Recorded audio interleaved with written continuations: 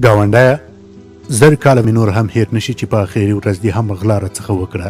جیبونه دې راڅخه وشکول، پر سړک دې کش کړم، کور دې راڅخه ونړوئ، زما د 40 کالو شتمني دې راڅخه غصب کړه او تش لاس دې پر میدان پرېښودم او راته ودې ویل مهاجره ځه ولاړ سه، زموږ د هېواد څخه ووځه.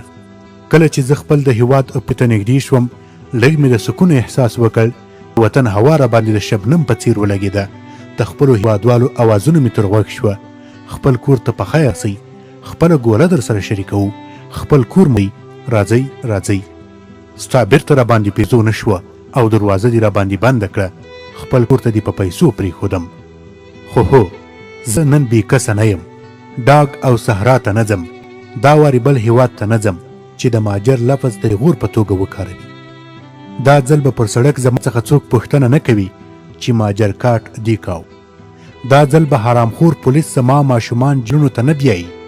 دا ځل مې خپل جنت هېواد ته ځم، سرتیري مې د وهلو پر ځای په غاړه کې ګلونه رچوي، حکومتي موټرې مې د جیل پر ځای تر خپل کوره رسوي، پولیس د غلا پر ځای د سفر خرڅ او ډوډۍ راوي، او له حاکمه تر رعیته ټولو خپله غېږه را پرانستې ده، او د هرې خولې څخه دا کلمه راوځي خپل کور ته په خیر راشئ.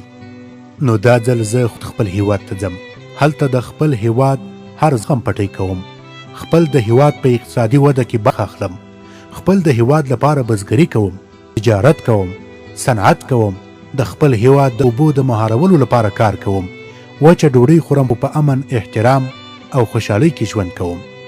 بیا به ستا سیال یم، بیا به ستا څخه د هرې غلا او جبر پوښتنه کوم. تا به تر غاړې نیسم او منافق، بې ایمان، بې احساس او غل ګاونډیه، وخت به درنه د هر پوښتنه وکړي.